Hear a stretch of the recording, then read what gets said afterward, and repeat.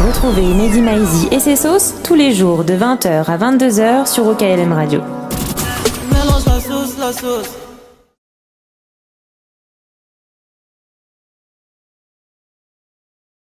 Bonjour, bonsoir à tous, nouvel épisode de La Sauce dans OKLM Radio. Il y a encore un énorme programme aujourd'hui, on est très très content d'être là. Je suis avec Wafa. Comment ça va, Wafa? Salut, ça va, super, et vous? La forme? Ouais, super. Bon, très bien. Wafa, tu as invité des gens qui sont déjà là. Franchement, alors là, c'est même plus de la ponctualité. Là, on n'a jamais vu ça. Peut-être parce qu'ils sont pas rappeurs d'ailleurs. C'est peut-être la raison. Vous allez aller loin, les mecs. On a un ex-rappeur quand même. On est sérieux. Ah, ça on va en parler après. Donc on a le réalisateur du documentaire Dans l'ombre de la cage. C'est je dis pas ça, de bêtises. Daoud Simon. Salut. Bienvenue. Comment ça va? Ça va très très bien, heureux d'être là, merci à vous. Eh ben, c'est un grand plaisir. Et un combattant, je crois, qui figure dans le documentaire qui s'appelle Sheik. Sheik connaît, ouais, c'est bien ça. Ouais. Et qui est donc un ancien rappeur. Mais c'est pas pour ça que t'es là aujourd'hui. Même si, mais bon, on peut en parler si tu veux. Mais donc, grâce à Wafa, avec Wafa, on parlera de ce documentaire-là. Il y a plein de précisions qu'on donnera tout à l'heure et très bientôt d'ailleurs dans l'émission. Hubert est également là. Bonjour tout le monde. Comment ça va, Hubert? Très bien, très bien. T'es sûr que ça va? Oui, pourquoi? Parce qu'on m'a dit. Bon, on m'a dit. Voilà, j'ai des. Ça y est. Alors, vendredi, comme ceux qui suivent vraiment l'émission tous les jours, ont vu que vendredi, c'était pas moi. Et non, c'était moi. C'était Hubert qui, d'après ce qu'on m'a dit, a fait ça très bien, comme d'habitude. C'était très bien, j'étais là, on a bien largement rigolé. moins bien que toi, ouais. Non, là-dessus, il n'y a aucun problème. Le problème, c'est pas l'animation d'Hubert, pas du tout. Le problème, c'est les pronostics d'Hubert. Ah ouais. Hubert, paraît-il, a dit que si Giroud marquait un but, il viendrait en slip dans l'émission. Il s'avère que vrai, Giroud, j'ai dit ça. pour le premier match, a marqué. Oui, j'ai vu, en effet. Donc on en est où de ce défi Il faut que je passe acheter un slip. Déjà, je passerai Comme il chez... en met pas, c'est assez compliqué. Je passerai chez La CA. voiture de rechange. Ah, ils sont vraiment bien. Alors il y a deux choses qui se prêtent pas, les slips et les brosses à dents. Donc là, je suis pas trop d'accord. Mais je suis un homme de parole. Non, mais alors, pour te faire pardonner, parce que quand même, c'est voilà. Ah, je peux me faire pardonner? Ah bon, tu ça vas va. pas nous faire une mais deux chroniques aujourd'hui. Ah voilà. Tiens, très bien. Une sur Raphaël Sadik, qui était prévue. Raphaël Sadik. Voilà. Et puis tu vas nous faire du coup un petit récap sur la NBA. Oui, sur la finale. un petit récap de ce qui se passe. Il n'y a pas encore de champion, mais il s'est passé pas mal de choses durant ces 5 premiers matchs. Est-ce que vous suivez un peu la NBA ou pas du tout, messieurs? Moi un peu. Très peu. Non, moi non plus. Hein. Bon, bah voilà, Hubert parlera tout seul. Il va parler, on va rien comprendre. Il est habitué à parler tout seul, il n'y a pas de problème. Bon, tout de suite, on va écouter deux morceaux. Le nouveau Dossé Young Thug qu'on a joué hier dans l'émission qui s'appelle Milliers d'euros. Et juste après, un nouveau morceau de Rich the Kid et Young Thug, Run It Up, Young Thug encore. Et on parlera après du père spirituel de Young Thug, Lil Wayne, qui apparemment va pas très bien. Ça nous fait beaucoup de peine. On écoute ça tout de suite et on se retrouve avec Wafa, Hubert, Daoud et Sheik dans la sauce. Sheik, clairement, il aime pas Young Thug, hein, il nous l'a dit. Non, c'est pas que je l'aime pas. Moi, je dis la vérité, il a le même flow que Lil Wayne, donc j'ai du mal à comprendre des fois. Justement, on va, avant de parler de vous, messieurs, de parler de votre documentaire, j'aimerais qu'on revienne un petit peu sur l'actualité un peu chaude du rap français, du rap américain. Je viens de parler de Lil Wayne. Je sais pas si vous avez suivi la news dans la nuit. En fait, Lil Wayne a été hospitalisé. Il va pas bien. Bon, c'est pas trop. Il y a pas forcément trop de news. En plus, les sites pour l'instant qui relaient l'info, c'est pas les sites les plus sûrs du monde. C'est genre TMZ, etc. Est-ce que TMZ en a parlé? TMZ est le premier site à en avoir parlé. TMZ sont toujours les premiers. Donc, tu sais, que ce soit vrai ou pas. Mais voilà, tu sais qu'il faut se méfier. Sur la connerie. Ouais, c'est ça. Mais bon, je crois qu'ils étaient aussi premiers sur la mort de Prince, donc on n'y croyait pas. Et au final, malheureusement, ça a été vrai. Donc parfois, ils ont quand même des. Ils sont toujours premiers, que ce soit vrai ou pas. C'est toujours eux. Exactement. En fait, quand c'est la mort, ils sont là. Quand c'est la mort, premier sur la mort. Numéro 1 sur la mort des légendes. Mais là, on espère. Attends, je touche du bois. On est en train de. J'espère que c'est pas le cas. De toute façon, on parle pas de décès pour Lil Wayne, mais il a souffert d'une crise. Faut savoir qu'en fait, c'est pas la première fois. Exactement. Il y en a même plusieurs dont il a jamais parlé. En fait, il a des crises d'épilepsie assez régulières. Et voilà. Donc il est hospitalisé. On espère que ça va bien se passer pour lui. Je sais pas ce que ça vous inspire. Est-ce que c'est un artiste que vous suivez particulièrement? Sheik, du coup, c'est un mec que t'as beaucoup écouté? Si, Lil Wayne, c'est un mec que j'écoutais beaucoup. Tous les albums, les Carter, je les ai tous écoutés. Ouais. Et depuis la sortie de Young Thug et tout, j'étais un peu intrigué. Je me suis dit, c'est qui ces rappeurs? Je le connaissais pas en fait. Et à force d'entendre le même flow, pour moi c'était Lil Wayne. Après ils m'ont dit, non, c'est pas Lil Wayne, c'est un nouveau mec et tout, il est en train de tout fracasser en ce moment. Et j'ai vu son long corps là, j'ai dit ah ouais c'est ce mec et tout. Un peu comme Designer avec Future. Voilà, c'est le même on en revient toujours, c'est vrai, c'est vrai. Est-ce que, on parlera plus précisément après avec Wafa du documentaire, mais est-ce qu'il y a des artistes que t'écoutes? On peut parler de tout, t'inquiète, on est là. Non, mais parce que j'aimerais savoir notamment sur les combats, est-ce qu'il y a des artistes toi que t'écoutes qui te mettent vraiment la pêche plus que d'autres? Moi j'ai de la chance de côtoyer des rappeurs déjà de base.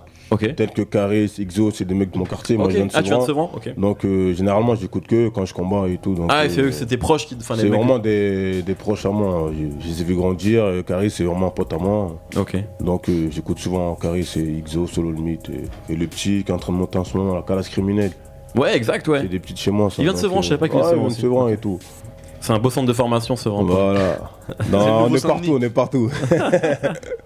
Bon, il y a une autre. On va rester sur le rap américain avant de revenir sur le rap français.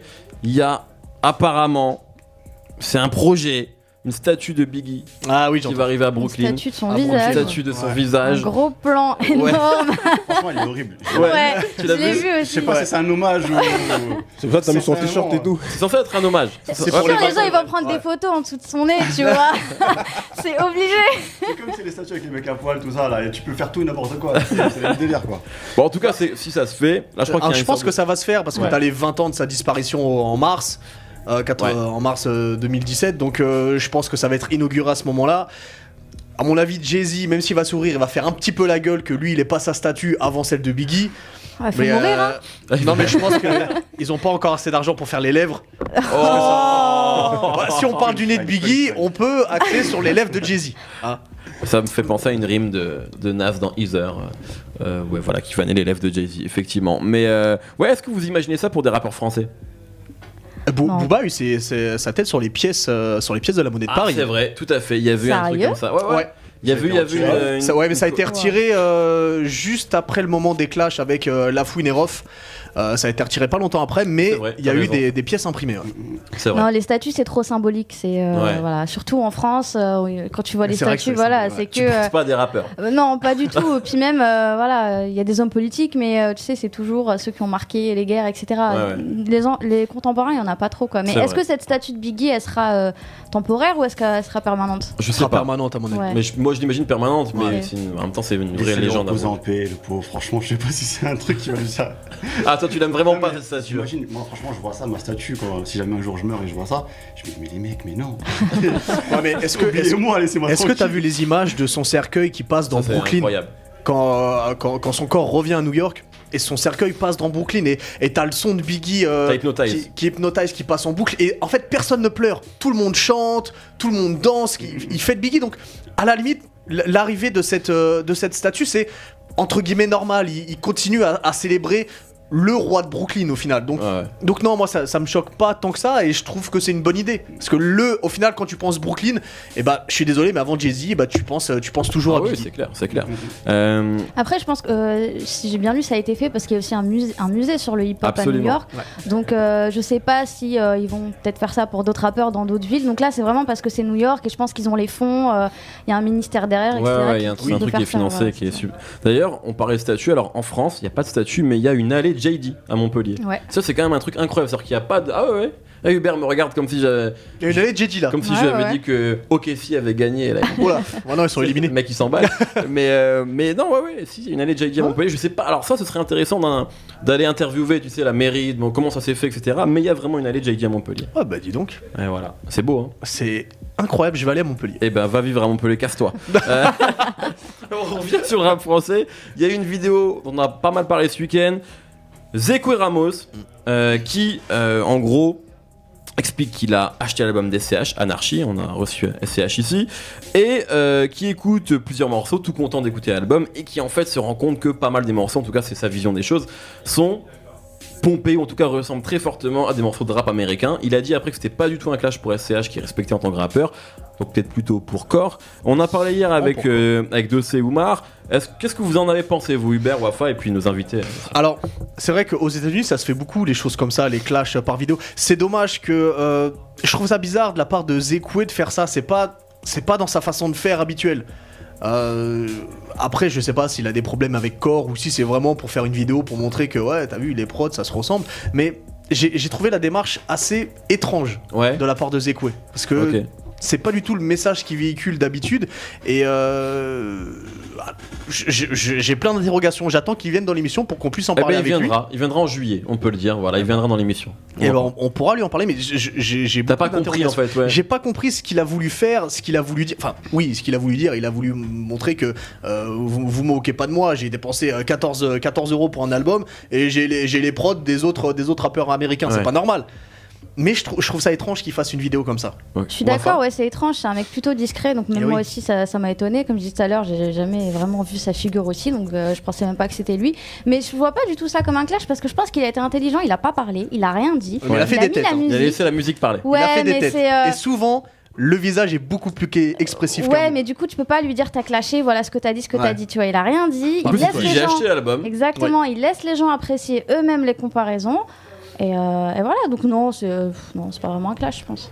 Vous, messieurs, je crois que toi t'as vu la vidéo, Daoud, pardon. Ouais, qu'est-ce que ça t'a inspiré, toi? En fait, moi je trouve qu'il y a un détonnant là-dedans parce que on sait très bien que les rappeurs français écoutent toutes les mixtapes qui y a à Chicago, ils écoutent tous les albums qui se font aux États-Unis. Ouais.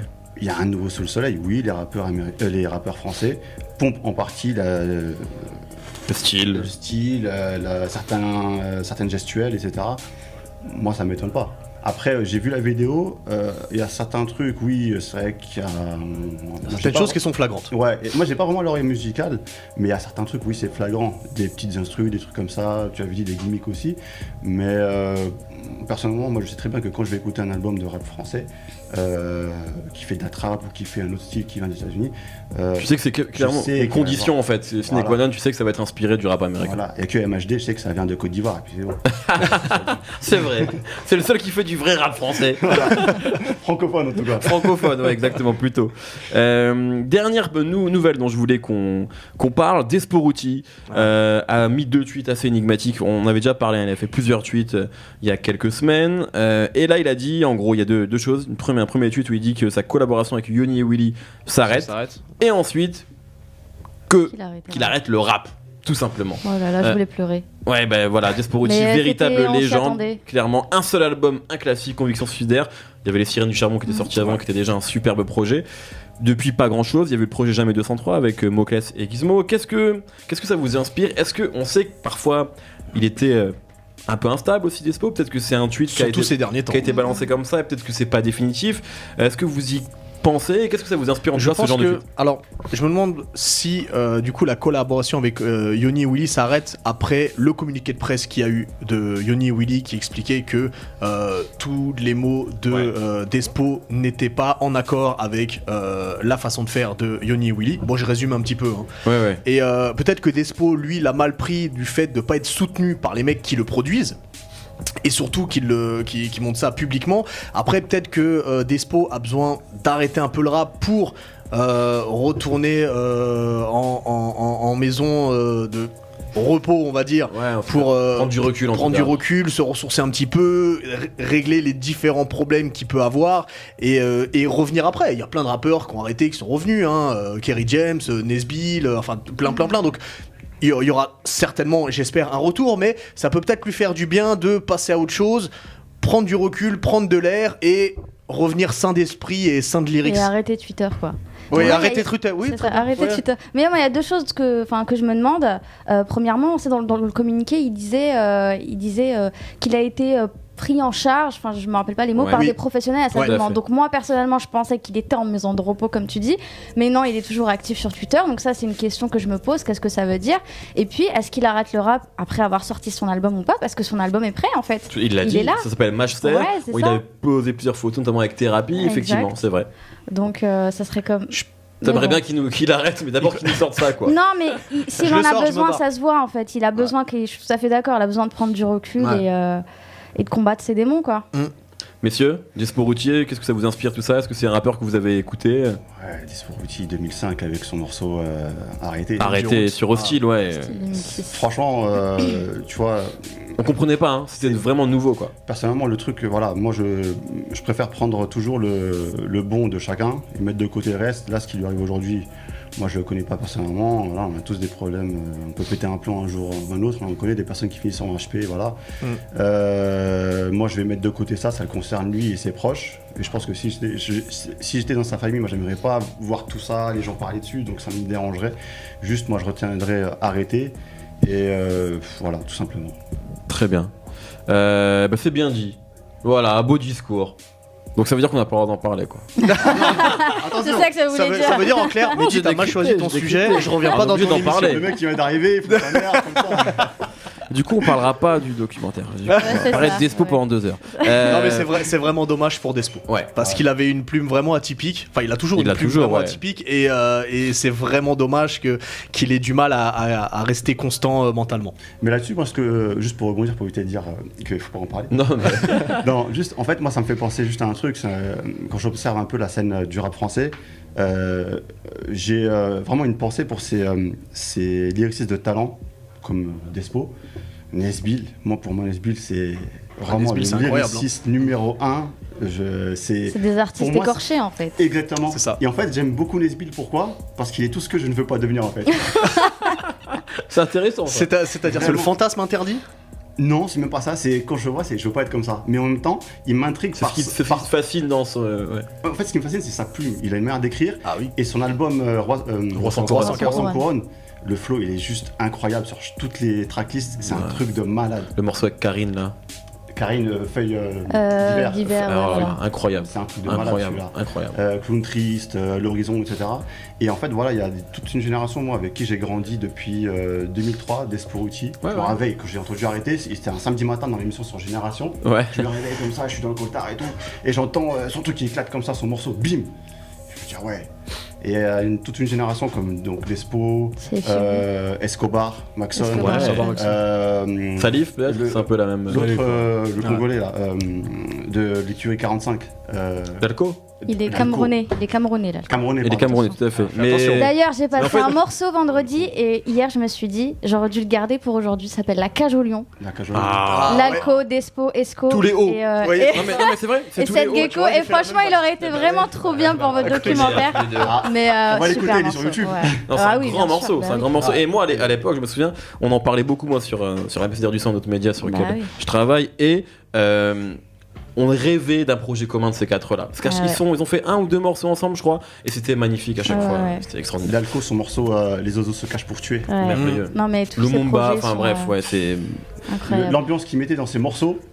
C'était. Moi, je mettais dans ma voiture et tout de suite, je me sentais vraiment. Il y avait les oiseaux là. Moi, c'est l'argent du Vatican, il me donne envie de pleurer en fait. C'est incroyable. Et même quoi, ces gens-là, en fait. L'Alco, il a arrêté de rapper. Non, il continue.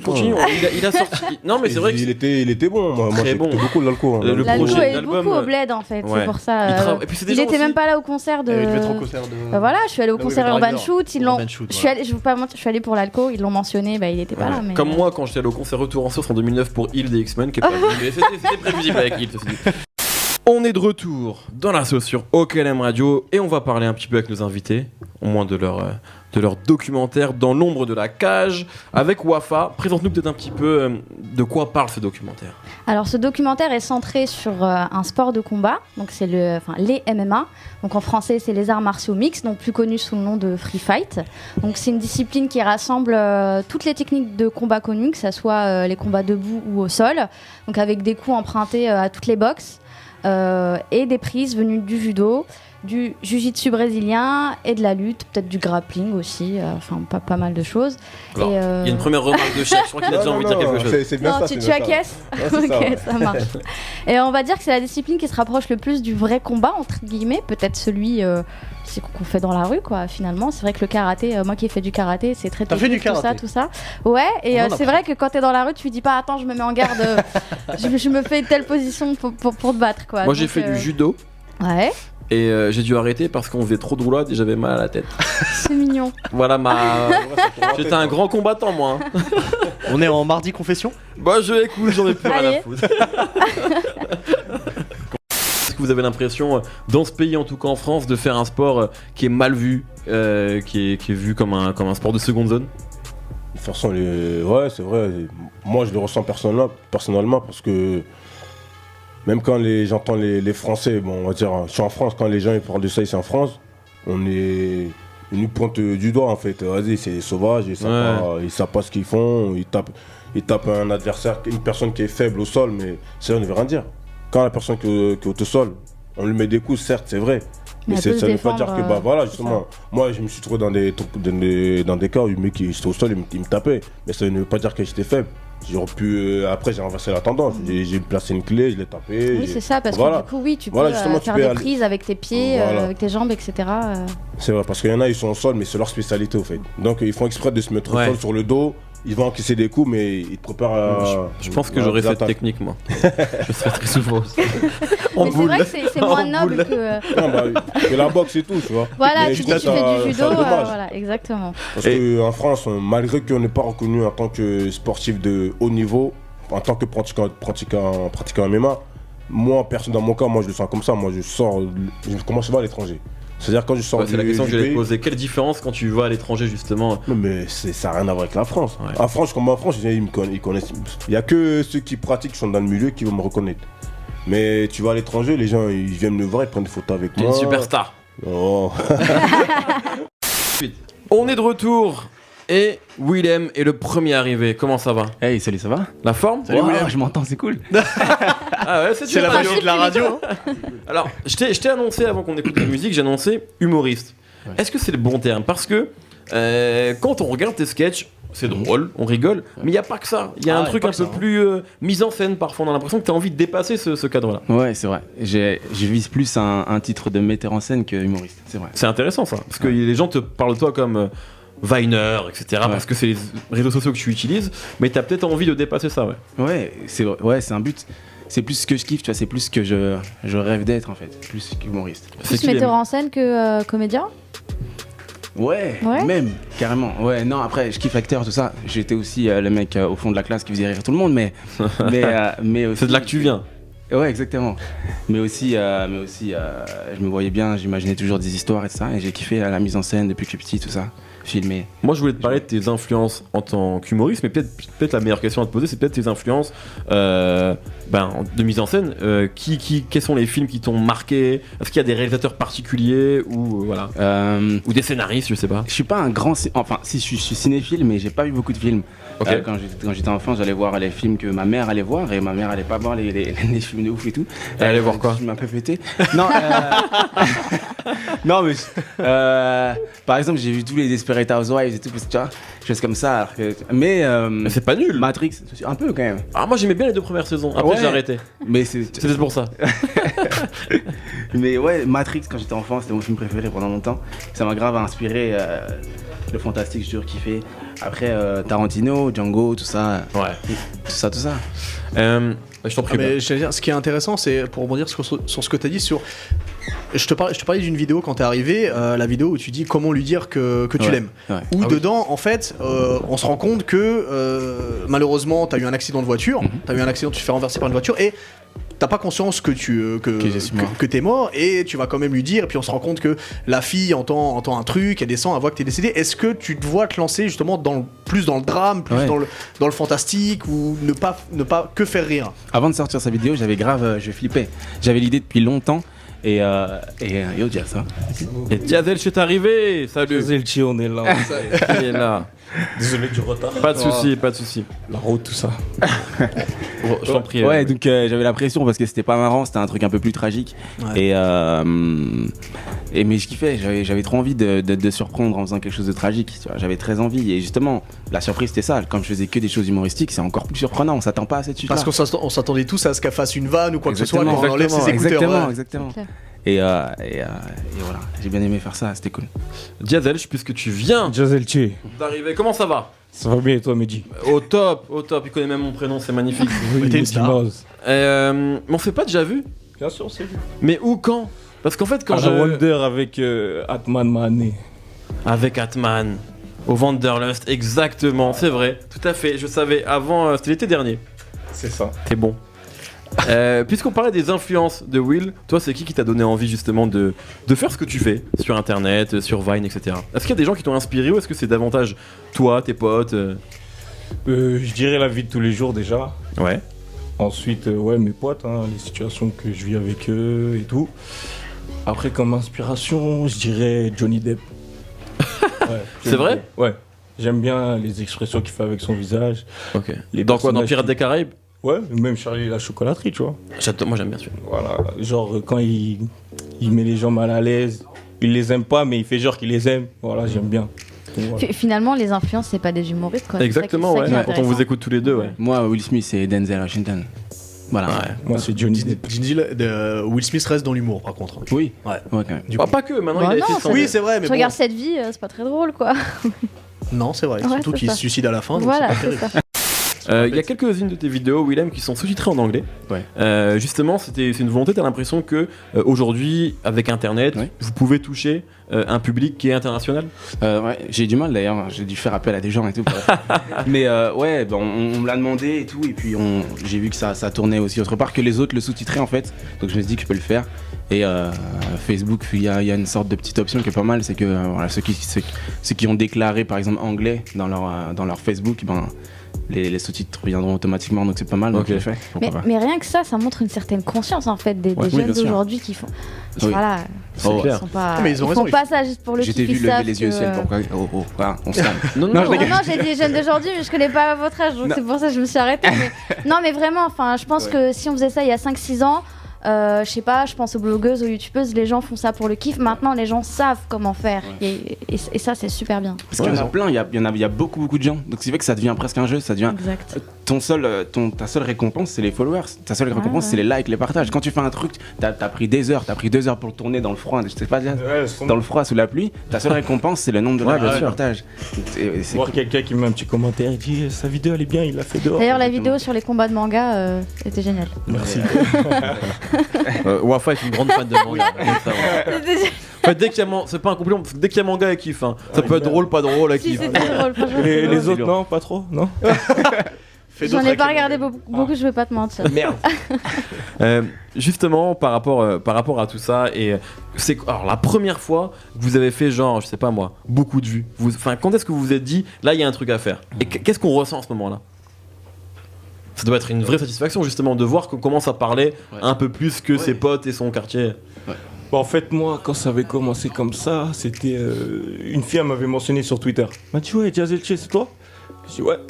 Elle me dit, en fait, depuis un moment, je te cherchais sur Vine, etc. J'essayais de te contacter et tout, mais je te trouvais pas. Moi, je dis, je suis là, qu'est-ce qu'il y a? Elle me dit, je l'ai embrouillé direct. Pas dans ce sens-là. Elle m'a dit, en fait, j'aime trop tes vidéos. Ça faisait des mois et des mois que je te cherchais. Et voilà, je t'ai trouvé, donc je te suis. Elle était douce. C'est pas ça la question. Donc, ça commence. Voilà, après, quand on m'a dit ça, j'ai répondu et elle m'a follow et voilà. Ça m'a fait plaisir. Depuis, on est ensemble depuis 2 ans. Tu vois, c'est ça qu'on te reproche. Apparemment, on te reproche des choses. Quoi? Et toi? Ah oui, moi, c'était le premier quand même gros truc, c'était les clashs à la maternelle. C'était un petit van que j'avais fait de 6 secondes. Et les clashs à la maternelle, je l'avais fait en Guadeloupe.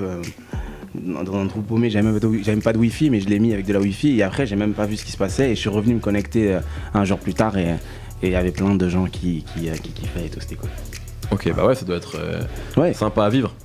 Ouais, ça fait quelque chose. Parce que quand t'as fait un truc avec ta famille, tranquille, et qu'après ça explose sur les Surtout quand tu sais pas ce qui se passe et que tu reviens dessus et tu vois, ça a été une explosion. Exactement. La satisfaction. Ça arrive souvent aux rappeurs. J'avais écouté, c'était qui, MHD et Que Black, qui disaient pareil. Ils ont mis une vidéo, se sont endormis, le lendemain matin, 300 000 vues, ils ont raconté. Ah bah, MHD, ça a commencé comme ça, cette vidéo il a raconté l'histoire, qu'il a tourné en vacances. Exact.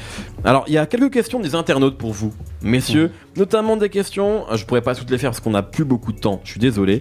Il y a une question de Joseph Irin Guinama. Bientôt un rôle au cinéma? Pour vous deux. Est-ce que vous êtes déjà approché? La question qu'on peut se poser aussi, c'est à votre niveau. Ça commence on commence à parler de vous. Est-ce que les gens viennent déjà vers vous? Est-ce que c'est trop tôt? Ou est-ce que vous avez déjà des propositions? Ouais, si. Moi j'ai des propositions, mais après il n'y a pas forcément plein de choses qui me plaisent. Peut-être pas. Ça dépend. En tout cas, bon, pareil pour toi? Pareil. Des trucs plus ou moins intéressants, mais on verra la suite. Ils sont exigeants. Non, mais c'est ça aussi qui est intéressant. Ouais. Franchement, parce que. Mais il faut savoir gérer sa carrière, ils ont Exactement. pas accepter n'importe quoi. Oui, mais je pense que c'est aussi quelque chose qui est valable si on fait un aparté rapidement aussi avec quelques-uns des nouveaux rappeurs de votre génération qui, à l'époque, Oumar en parle très bien, il était notre invité hier, acceptaient parfois les premiers deals qui se présentaient parce qu'ils n'étaient pas forcément habitués. Et aujourd'hui, c'est moins le cas parce que justement, les gens sont un peu plus au fait de l'industrie musicale. Et je pense que c'est pareil aussi pour vous qui voulez pas, dès qu'on vous présente le premier chèque, le signer sans savoir ce qu'il y a derrière, ce que ça peut avoir comme impact, et c'est intéressant. Exactement. Bon, très bien. Votre top 3 de Viner français et américains. Parce que je sais que vous suivez ça. Oui.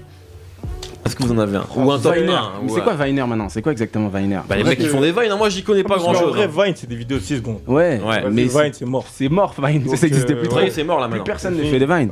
Donc Facebook, ça a tué Vine? Snapchat peut-être. En vrai, c'est Instagram. Instagram? Non, tu vrai, pousses. si, Instagram, j'ai c'est surcoté. Non, mais c'est Instagram qui a tué Vine. Oui, Instagram a tué Vine. Ah oui, clairement. Ah oui. Ouais, parce que moi je me souviens quand Instagram a commencé à mettre les vidéos, le gros truc c'était ouais, ça va pas être drôle, Vine ils ont tué, ils ont le truc. Et en fait, non, Instagram pour. Ah, ok, d'accord. Moi j'étais un aficionados. Ça veut dire moi j'étais un ancien du Vine Game depuis 2013. Exactement. Tout ça. Ça veut dire quand Instagram ils ont fait la mise à jour avec les vidéos, j'ai dit je mettrai jamais mieux. Ouais. Et t'as vendu ton âme, mec.